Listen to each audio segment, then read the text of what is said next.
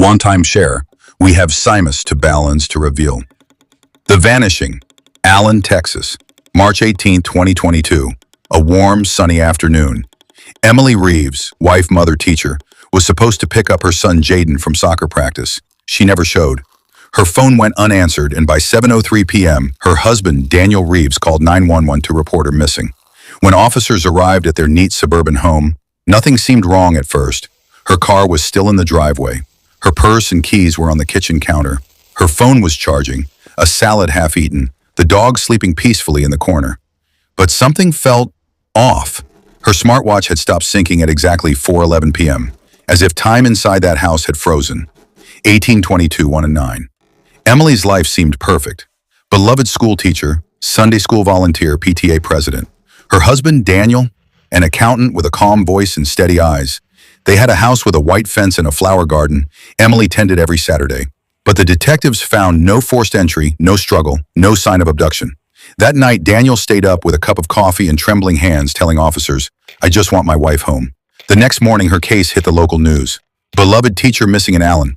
What nobody realized was that Emily Reeves wasn't just missing. She was vanishing on purpose.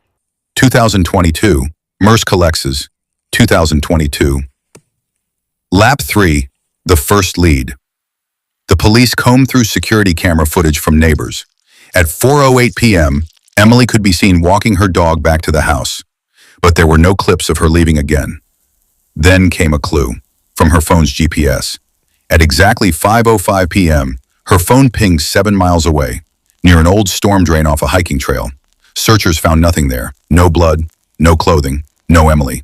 But they did find something at her house. In the garage, tucked beneath a bucket of paint, a single blood smear and a blonde strand of hair. The stain was fresh, the blood type, O negative, same as Emily. And under a floorboard, an old burner. Just 2 contacts saved. One was a number labeled V. The last message sent was chilling. 5 p.m., storm drain, no mistakes, 2022.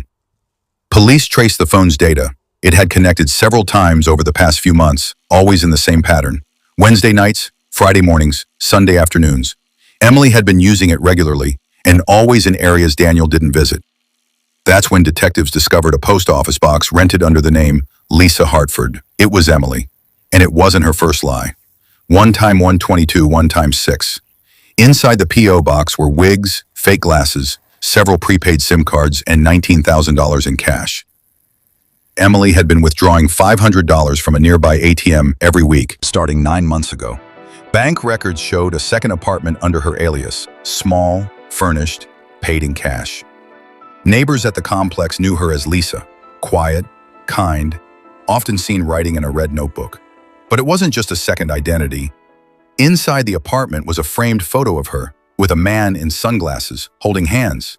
That man was Victor Colton. And now the FBI was involved, and a former financial advisor turned crypto launderer had been on the FBI's radar for years.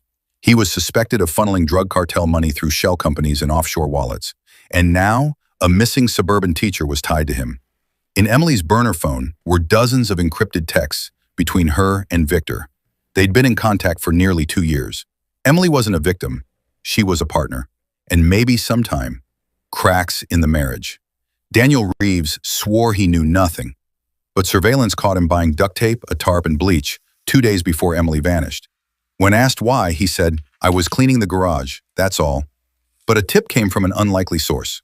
A neighbor remembered seeing Daniel argue with Emily in the driveway a week prior. Loud, tense. Emily had shouted, "You're not dragging me down with you."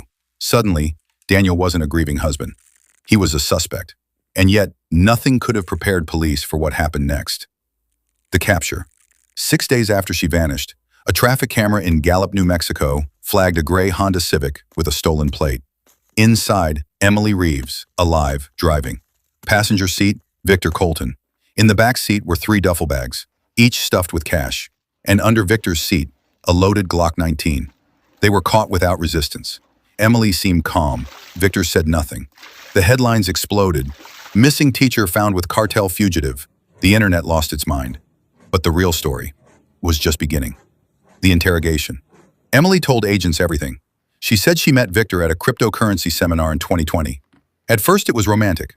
Then it was business. She started transporting encrypted wallets, hiding them inside children's school artwork. Over time, she grew obsessed with the double life, the freedom, the risk. Daniel? She claimed he found out a month before she disappeared. He threatened to turn her in. She panicked. But here's the twist. When they showed Daniel's security footage of Victor and Emily together, he cracked. The bigger picture. Daniel confessed that he had met Victor first. He was $80,000 in debt. Victor offered him a way out: clean bank records, fake tax filings, and a silent partner. Daniel brought Emily into the scheme, but she went further than he ever expected. When she began pulling away, planning to run with Victor and leave Daniel behind, he snapped. Daniel staged the garage scene. He faked a struggle, wiped everything clean. He wanted the world to believe Emily had been taken, so no one would look to Tuan. The verdict. The steady was repeated bad aspires. In court, Emily pleaded guilty. She testified against Victor. Her sentence? 7 years with possibility of parole. Victor got 32 years. Daniel, the man who tried to bury the truth with a lie, was sentenced to 45 years in federal prison. The judge said, "You weren't just laundering money, you were laundering your life." Emily Reeves, the suburban schoolteacher, is now inmate number 456 to 991. Her photo still floats online, a split screen of PTA smiles and mugshot tears.